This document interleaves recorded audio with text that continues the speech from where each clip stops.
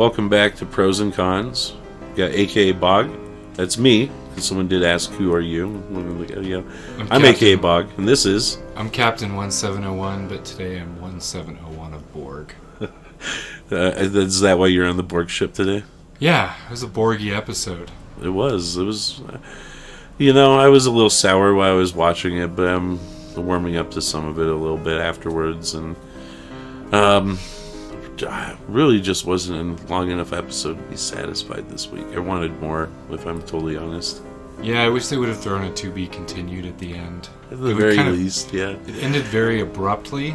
I really wanted a preview for next week, even though I know it's all going to be previews of like Earth stuff, but I still kind of wanted like what's going to happen. Plus, we all know what's going to happen. Some weird, the Borg Queen's going to kick up, and then like they're gonna pop. The ship's going to like go into some weird time thing, and then the evil Confederate magistrate and his two henchmen are just going to like disappear as the ship like elongates, and then they just kind of like pop into like 2024, and then they're flying over Earth, and then there's gonna be some line about how the antiquated Earth satellites of 2024 can't pick us up, so they're gonna be able to like hover over the planet. Like that's every other time they've ever done that ever in modern Star Trek ever. But I think enough of next week. Let's kind of get into this. I was just gonna say, because you mentioned one of my favorite moments while we were watching this week is when they mentioned they're like, it happened in 2024. You were just like, and I'm not going to get political or anything because we're waiting to see what happens. But as soon as they said that, we were both kind of like, election year. That's an election. It's not 2022, which is the year that we're watching it in. Which is a lot of the times when they do this, that's the year they go to. So it's a little unusual. So we're a little worried that they might make it political. We'll see. When Star Trek goes to like the normal time period that they're supposed to, like Voyager, we talked about this last week, they went to like a 1990s episode. We've seen these episodes before though, so that's why. And then there was like remember in that one though, there's like a weird Arizona militia at the end, and so I don't. Dude, I'm just a little like just something in the back of my brain tingling, but we're not gonna. You're the one who was trying to tell me to like give the season a shot, and so I do. I'll give that feedback to you. But this one is. I just thought that was funny. So this one was called Penance, and before we get into the meat of the episode.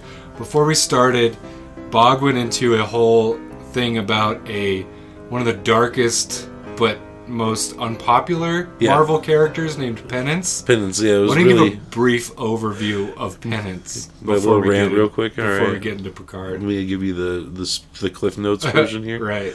So, Marvel had an event called Civil War, which kind of actually kicked off the modern era of Marvel Comics for a lot of readers. It was a big event, brought a lot of people in.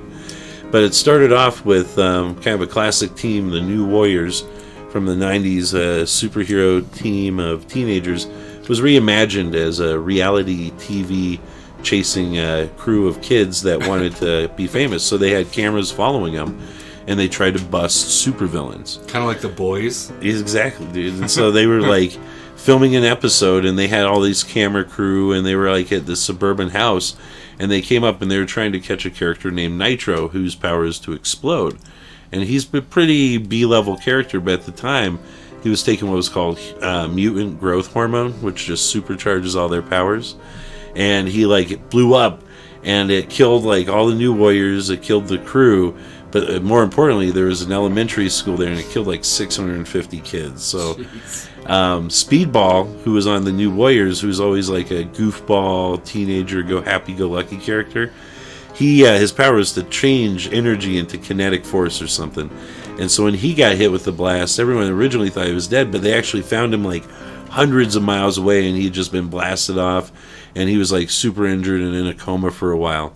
And then they brought him back, and he kind of came back super emo, and he styled his new costume as like the Iron Maiden. It had spikes everywhere and no face mask, and it was like completely covered in metal and red, kind of bloody cloth, and the inside was like an Iron Maiden too, because his powers quit working after the incident, and the only way he could trigger them was if he was in pain. And so on the inside of his suit, he had a spike for every kid that died in the explosion, and he was running around with all these spikes poking him, and eventually it showed without it, and he would like shaved his head and was like all hardcore, like trying to like seek penance, and but he had all these little dot scars that they were drawing. It was quite it was really just a horribly weird turn for the character of Speedball, and it was like very jarring, and it was very unpopular, and I think that they have actually undone that since. But I went on this whole rant, and he was like, I was very interested because I've never heard of. I mean, of anyone Bog knows all the insanely detailed, under the radar Marvel heroes. It was just kind of a weird. It was a good one to rant about. So anyway, let's sideboard. Let's jump back into Picard Penance. I thought what I consider the prologue before like the credit scene was one of the most satisfyingly fan servicey Star Trek kind of things I've seen in New Trek. Apparently, I really, really liked the interaction between Q and Picard. It had that old school kind of banter they've always had back and forth, where Picard just automatically jumps to immediate just huffiness with Q, like, just tell me what you want, Q, damn it. And Q's like, stop being such a bloviating asshole, Picard. And so there's this awesome just back and forth for like a good 5 minutes between the two of them before you really get into where they are. I mean, you already kind of have an early idea where they are, but before Q really like shows Picard what universe they're in. Well, I'll just say real quick, like with their initial interaction, I feel like I would have liked to see them more amicable, because I felt like they did part with like a better understanding of each other, not more friendly than enemies at the end of all good things, honestly. I think there's a line specifically where Q's like, I put you, he admits, he's like, I put you in that position almost apologetically, and he because Picard acknowledges that Q helped him get the answer and save humanity, and so that was like, at the very least, respect. They were at least had a level of respect amongst each other, and I felt that was lacking. I get that Picard's really old, and as Picard said, Q is unwell. We don't know what that means yet, right? But you mentioned you thought maybe he's dying or something. Yeah, I mean, we've kind of just... It's unusual for him to be slapping Picard. Giving him the back. By the way, we didn't mention spoilers. We are obviously talking spoilers. We should have said that. This is a whole recap. Whatever. But if you haven't figured that out, Q seemed more hostile. Because when you see Q, he's like... He'll pop up and send you to a dangerous situation, but it's not like he's angry or like he's been threatening with like the episode where he introduced him to the Borg. In all fairness, he was quite like menacing and angry and like, oh, you're not going to take me seriously, I'll show you. But generally speaking, he's a little more, happy-go-lucky. And so yeah, something weird's going on. And it's funny when Q hit Picard, which was like, holy crap, like I've never seen Q hit Picard. But we talked about it last week, the only captain that's ever laid hands on Q is Sisko. Yeah. Sisko just dropped him. But anyway, we're not going to flash back to Sisko. But I like that they did mention General Sisko, and I was all excited for him. And I thought we were going to see Sisko because earlier when we got the Dukat tease, there were a whole bunch of DS9. You had said that you were like, man, I hope we get to see Sisko. And then they mentioned General Sisko, and I was like, oh, we're going to see him. You're right. And he was like, no. she just dismissed it. I totally missed it where she dismissed because I was too excited. I thought we were going to... And I mentioned later, after, I was like, we should have seen General Jake Sisko would have been a cool cameo, how too. old... Because Sisko would have... They could have totally gotten, like... They could have gotten the guy who played old Jake, too, to do the cameo, Tony Todd, right? Oh, that would have been awesome. That would have been even... Yeah, Tony Todd is like General Sisko. Would have been fun. That would have been sweet. I would have been totally fine with that and accepting that. I wouldn't have given a shit about continuity or anything. I would have been 100% for it. But I think, like, one of the cool things about this prologue scene was all of the nostalgia. I mean, when you walk into Picard's, like, skull room... He's got the Ferengi skull, but then they drop Dukat, who, for some reason, is responsible for Picard's synthetic body in the new universe, which... I didn't like that. I didn't think they even needed to mention it. If I were them, I wouldn't even mention that I would have just assumed that when Q went to that reality, he replaced their Picard with our Picard and nobody would have known because his synthetic body was so good at producing a real human body. I would have just left it unsaid that Picard, and I keep saying Mir, and I actually, that was making me a little salty, and you kind of broke me from that when we were having our post-episode pre-filming discussion, because I was a little salty because I was going to start complaining about the continuity of the Mirror universe. Right. But this is quite clearly not our Mirror universe, or the Mirror universe we've seen in the past, because the Terran Empire was conquered by the Klingons. It's not even the Terran Empire. Right, it's just a Mirror universe, and it's not even specifically necessarily like... It's just an alternate evil dimension, so I'm cool with that. There's a lot of parallels, but it's not the same. It's not the Terran Empire, it's the Confederation. And I noticed, too... They're all wearing gray, with the Confederates. You asked me, did the Confederates win? And I was like, but the timeline changed in 2024. But then, so it wouldn't make sense. But anyway, that's for... We were going down that line. We were trying to figure it out. So that's probably going to be next week's. But, I mean, in that skull room, going back, we got a Gul Dukat drop. We got a Martok drop. Yeah. And we got a Sarek drop. Yeah. So, like, 3 heavy-hitter Star Trek characters. The Ferengis got to be like Bach, maybe, or whoever it was that gave him trouble on the. He had lobes, man. Maybe it was old Quark. Yeah. Definitely wasn't. What was the stupid Inquisitor guy that would always come around? Brunt. Wasn't Brunt. Brunt didn't have the lobes. Those are big ones. But I thought the skull room was pretty cool. It was fun. It was fun. And then. Of course, Picard with slaves just doesn't make any sense, and they're all scared, and the synthetics are still there. I'm wondering, too, with the whole synthetic, if we're going to see Soji ever again. I feel like Soji's got to come up at some point, right? Well, they probably would like to. They did include her at the first episode, remember? Yeah, she's like the ambassador, but she wasn't. She's probably under contract for this season or something. And they're like, we can't really think of a good way to write you into this one. She wasn't on the ship though when they all blew up. Yeah. When the Borg Queen. They specifically wrote her off from being away from the. She's just an ambassador. She's not. I don't think we'll see her until the end. You don't think we'll see a Soji appearance? I mean, if you're gonna... They probably are paying her, so we might. True. They'll probably write a scene where, they encounter her, and she'll be like, I don't know what you're talking about, but they'll be like, oh, it's the humanoid form it's the real version, the Mir version of the humanoid form that they based the robot version Soji in our universe on, or something. I don't know. And did you notice that in the Eradication Day, when they did the wide shot of Starfleet, or... Confederate fleet, I don't know what to call it, but Confederation. They had a big hologram statue of Adam Soong. Was that who it was? Yeah, really? Because there was a rotating nameplate on the bottom that said Adam Soong. Okay. So I think you heard Spiner's voice. How many Soongs are there? Are there 1,000 Soongs? Well, that would be maybe hitting at why there's so many synthetics walking around and everything, too. That could be part of it, so maybe we will get more of that. I don't know. I totally missed that.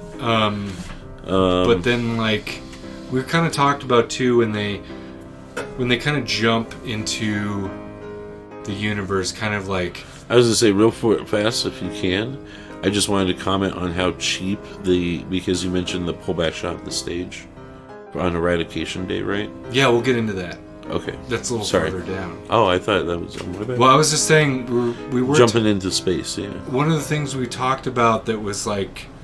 that I thought was a little annoying, and I think you did too, was just... this show tends to reintroduce the characters 1,000 times. It's getting kind of old. You're 100% right. And I think what I said specifically was like the first episode was reintroducing us to the characters and like getting us caught up with how they've changed over the last, I believe, at least year and a half to 2 years, because it's been a year and a half since what's his name died, right, Stovak or whatever. Exactly. Yeah. And so we literally last episode spent the entire episode gathering the crew and getting to see where they're at.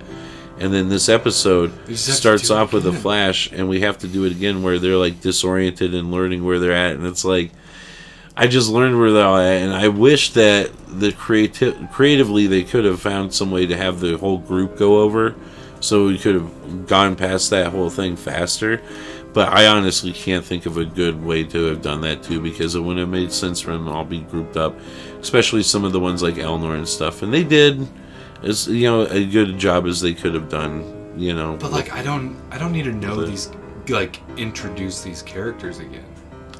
It was a little tedious. It took up a lot of time. And it felt slow. I really could have had that go a lot faster.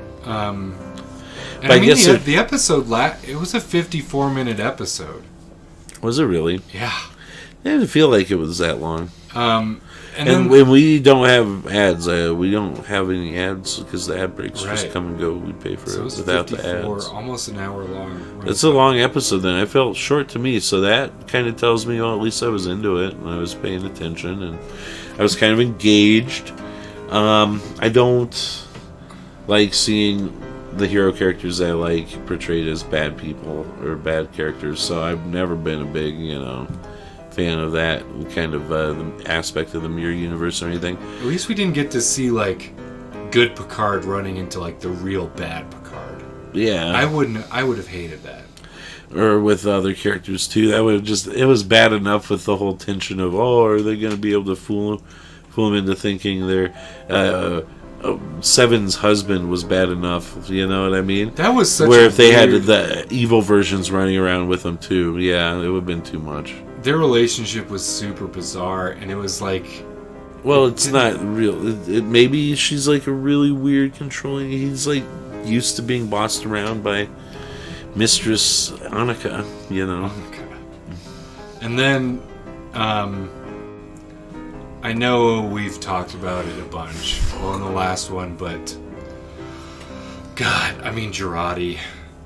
Okay, so I understand the need for that type of character, but the way she interacts with everyone else, so from the beginning of Picard until now, they have like ramped up the obnoxiousness of her character like to 15. Yeah, it's just like, I understand like the comic relief and stuff, but it's just you didn't. Her voice, it's just an assault on everything, You didn't. When you first met Jurati in the first season, she did not have these characteristics, and then all of a sudden she's just like, oh my god, I'm just like so crazy, and like I just talk really fast, and like I can just like compute and like get out of this crazy situation and thing I've never heard of, and like you said, drives you nuts. If it feels like they want to have like a Tilly Girardi get together party. Oh god, don't even. I can't do it. But it's kind of the same thing. It's really, I don't understand the appeal of Jurati. I don't like her. She's a horrible character. She's a murderer. Still, a psychotic murderer. She has no sense of remorse whatsoever for murdering her ex. It's like laughed off as like, I was just like, he was just like this loser scientist guy. And then all of a sudden, they just turn her into like a party girl. Remember when she was she was all drunk, and then this one she's like, well, Oh, she was coming up with that's The my 7 college shots. roommate, 7 shots. Yeah, Because she's trying to cover that it's 7 of 9 and not Hanukkah. Like, it was just... Her character's just grating to me. Girardi, you. I mean, I have to find you the Girardi Gone Wild tapes. And then they were... and then there was that whole thing where they're trying to beam off out of this ceremony. And I was ready. I was so ready for them to just beam out and everybody to start freaking out. But they had to add like 10 minutes of extra like schlock, which is just... It's not even real drama. It's just like the annoying... her and Rios are breaking down the relationship, which I hated. What's the point of that? I had like kind of forgotten that they had a relationship, but everybody's got to get with Rios, I guess, Although Elnor's... Let's talk about when they go... I didn't have any problems with Elnor. I thought he was... Elnor was sweet. Yeah, but when fine. him and... Sometimes I don't like him, but I thought he was fine this episode. When she like throws him to the wolves to like distract the two guards. She's like, Rafi. Hey. Rafi's like, just Elnor. Sure, I brought this guy to hang out with you, and they're like, as a common occurrence, we could just beat up handcuffs like Romulan dissident for like 10 minutes while she's dicking around on the computer. She's like, yeah, it's his virus. I'm like, oh, go ahead, your turn, Elnor, and then he just like fucking goes wastes off them on like wall. super quick. Yeah, but it was okay. But yeah, the eradication day was interesting. I mean, we haven't. So the point of the eradication day is to eradicate enemies of this confederation. I'm kind of curious, like, who the other prisoners Girardi had in her like little like tomb, because they pulled out prisoner I-5 or whatever, but there were like other numbers. I'm curious who else she had in there. Worf, maybe. And then like Worf's like, if you were any other man, I'd kill you where you stand. And then Picard just wastes him. Like evil Picard just like blows his head off or something. So, Elnor, did he die? I don't think so. They're going to save him, of course. They'll like go back in time and it'll be fine. It looked like he was dying, but, because they cut that away with the episode without actually showing him dead, they'll save him somehow. Who are they going to use when they go in 2024 when they need like a super agent assassin? Somebody with a sword. Fight out of their scenario. In the 2400s. What'd you think of the Borg Queen? Which one, the stupid Doctor Who version or the classic one, which is great? The one in this episode. I thought it was very well done. I thought it was cool too. It was nice to see classic Borg Queen. And then she even called out 7 of 9's true, like, full name, like 7 of 9 tertiary adjunct or whatever, of Matrix 01. I thought that was awesome. Yeah. And then like the entire time where Picard is supposed to be executing her, she's just got this look like, whatever, bitches. I'm totally gonna live through this, and had this whole thing like, I'm getting my empire back. Because like they're gonna spin this with. I have a prediction here that I'm gonna drop. Do it. That, Star Trek has been looking for a Borg origin story their entire time. Haven't they kind of done that several times? Sort of. I know what you mean. They've done it in the books 2 or 3 different times. I think this is like going to be Star Trek's canon Borg origin story. Like they're going to take the Queen back and to 2024, and she's going to escape, somehow like get to the Gamma Quadrant or Delta Quadrant, and like that's how the Borg start, like with this Queen from the alternate future. Yeah, there was the awesome book, The Return, by William Shatner, in which he revives Captain Kirk after his death in Star Trek Generations, through a plot with the Romulans and the Borg. That's one of the first times I've kind of seen that kind of thing, a Borg origin story, and it was like. Can I tell you? Did I ever tell you what the origin story of the Borg is from The Return? I thought it was actually pretty good. I don't think so. It's V'ger. V'ger? V'ger. I've heard that too. Yeah. So this book explores the idea that, it was sent off in there, and when it left, it like crashed and encountered an alien species and started like assimilating them. And that's how the Borg started. And that's the Return origin. That's the oldest one I remember reading. Star Trek: A 2001 Space Odyssey. Pretty much. And then that was a good one. And then, of course, they did it again in the Destiny novels. Did you ever read the trilogy? I hated that. That was boring. Did you read it, though? The whole thing? Or just the first book, part of it? I think I read 2 of them, but I'm like... That was the origin of the Borg. And that was supposed to be canon. And it was the Starship Columbia. Yeah. Those are the Ezri Dax, the captain, right? The NX-02. And Ezri was the captain of... her ship is cool. I've got the model of her ship somewhere, maybe. Maybe I don't. I might need to order that one. The Aventine. Yeah. I like her ship. But, so we've seen the Borg origins, and they've tried to do it, and so I won't be surprised if you're right on that. They flirted around it a little bit, But she just seemed like so cocky. At the beginning, when they first encountered her, she wasn't cocky freaking out. Yeah, but and then now she's like, okay. Now they've got these weirdos who are like going to try and fix the timeline and take me. Yeah, we'll see how they do it. This episode was heavy on the old Star Trek references because they talked about, the warping around the sun. I'm fine with that. I like dying it. Star. Yeah, I have no problem with that at all. Yeah. That cat thing that Girardi made, I think that was voiced by Patton Oswalt. Really? And I think it sounded just like him. I think the cat's name was even Spock or something. She did call it, I think it was Spock 73. Oh, God. Anyway, what... You know what the worst part of the whole thing for me was? The whole experience? Was at the end of the episode where it queued up and started playing the first episode of Star Trek Discovery, and we watched the first 5 minutes of that show. Yeah.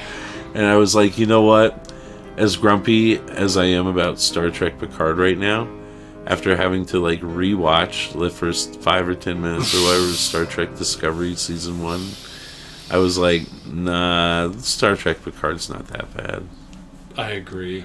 I like kind of the fleet scene with Rios fighting the Vulcans. That was sweet. I don't understand why it's showing all of these for the Confederation fleet, why it's made up of Rios ships. Because his ship is not a Federation style design. I think it's specifically supposed to not be, right?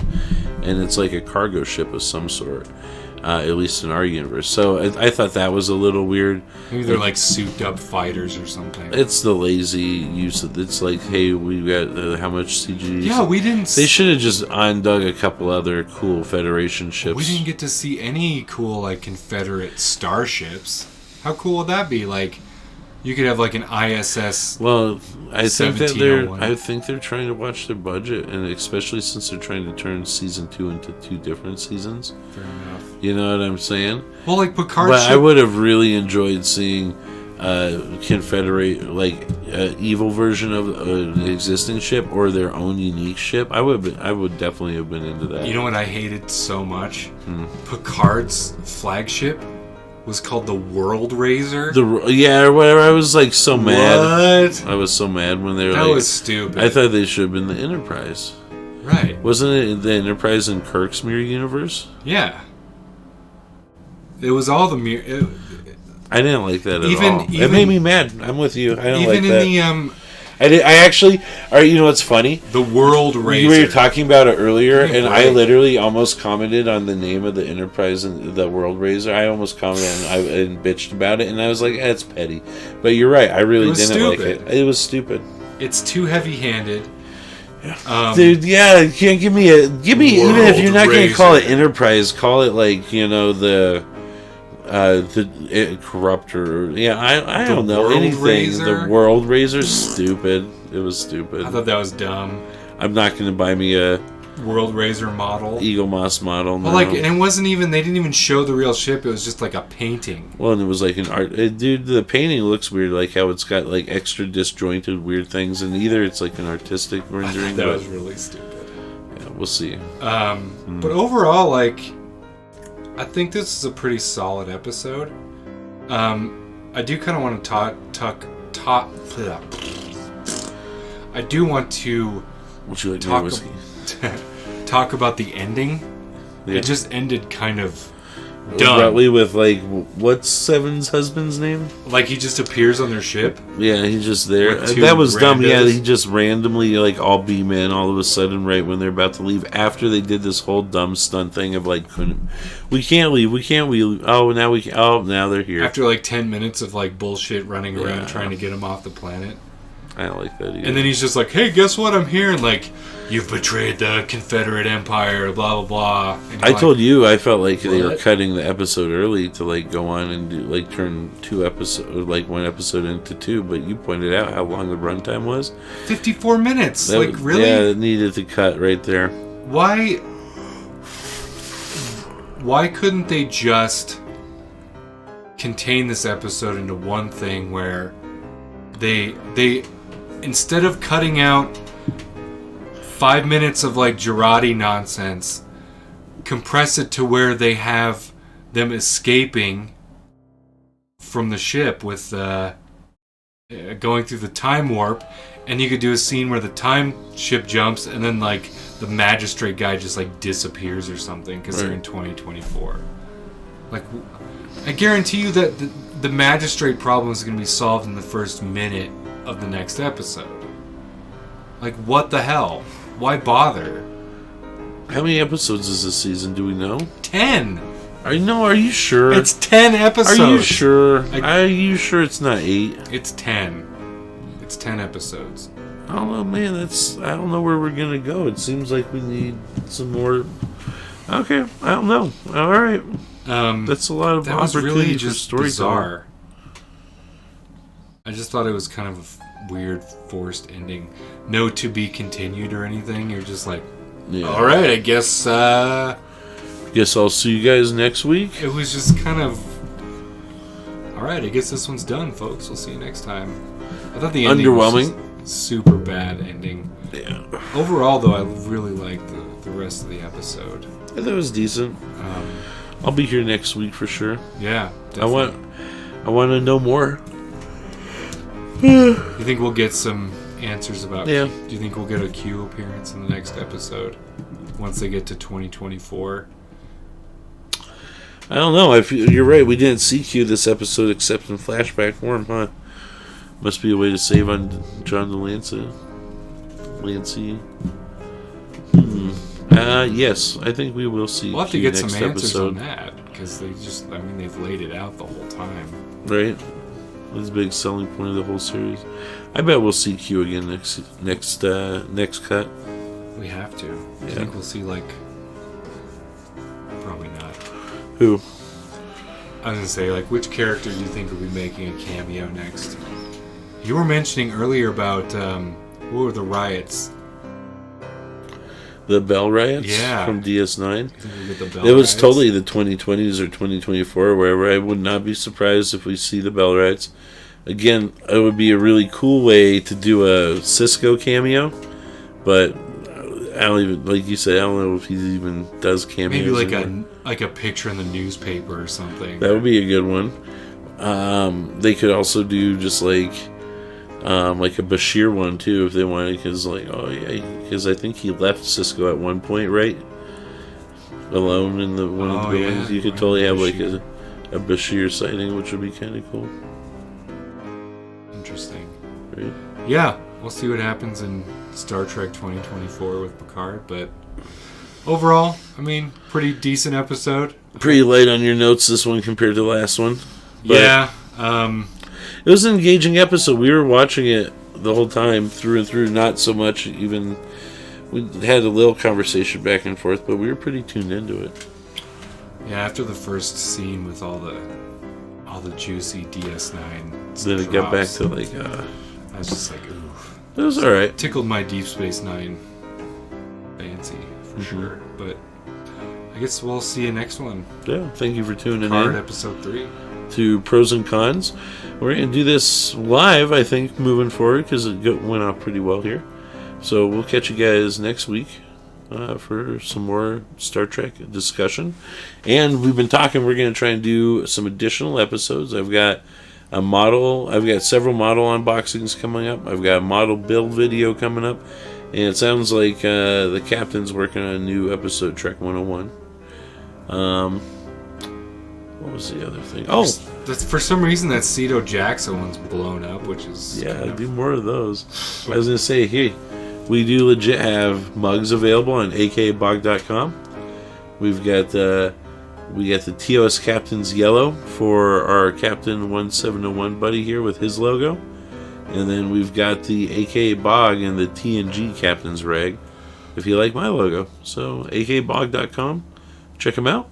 Otherwise, we'll see you guys next week when we do the next episode. Have a good one. Live long and prosper. Or, in the Confederate universe, live short and suffer. Yeah, I like that better.